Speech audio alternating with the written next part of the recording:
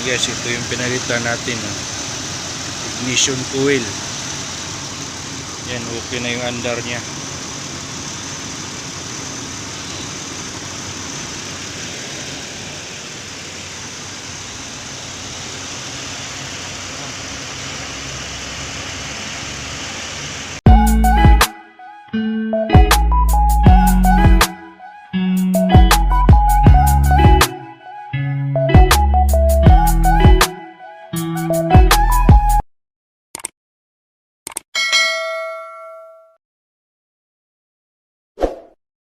Guys,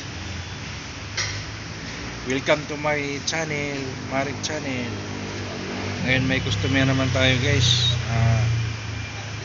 Ford Explorer. Problema naman niya guys, nagmi-misfire, palyado siya, pumapalag yung makina, tapos may check engine. Kaya i-troubleshoot natin, i-scan kung anong problema. Tara, i-scan natin.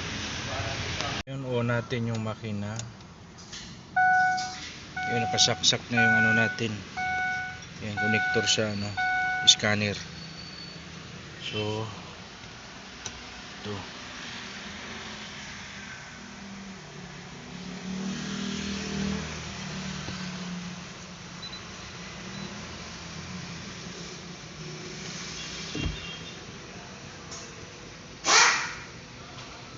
I-scan na natin.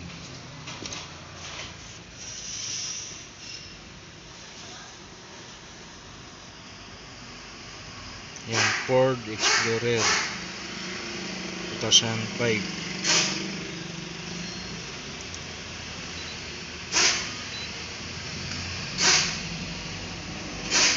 Switch on. Ayan, nakauna. Yan, nakauna.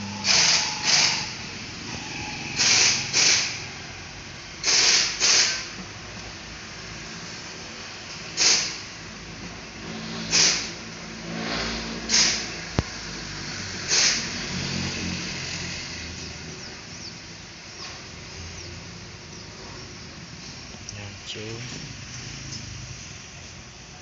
health report.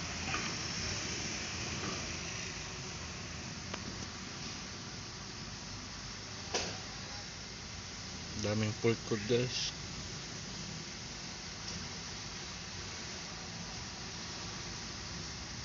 Pag nakailaw na ay yung nakapula guys, yan yung fault code nya. Fault code. Ayan yung ano niya guys, lahat. Ang pinaka ano niya ito guys,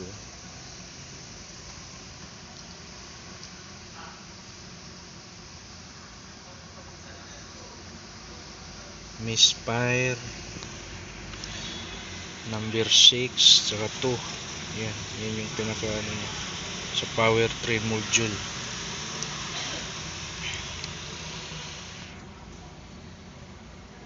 Yan yung pinaka ano niya sa check engine. Kaya nang hanapin natin kung anong ba't siya nag-misfire. Okay guys, update ko na lang kayo pagka ma-check ko na kung saan talaga misfire na yun. Kasi pag i-click mo dyan,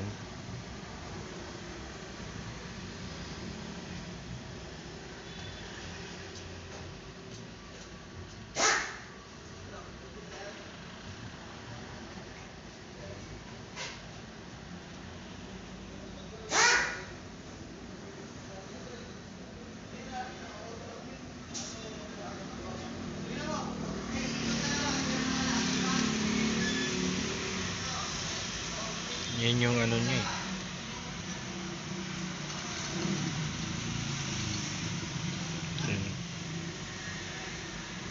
update ko na lang kayo pag anong makita ko problema. Bali guys, ito pala yung kong problema sa Ford Explorer. Nagpalit ako ng ignition coil. Yan.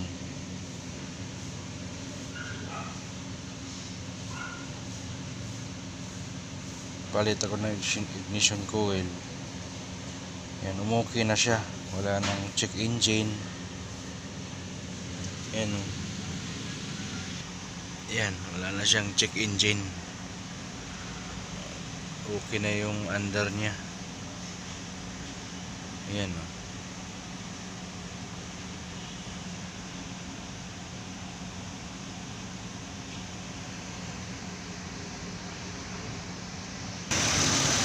Guys, ito yung pinalitan natin, ignition coil. Yan, okay na yung under nya.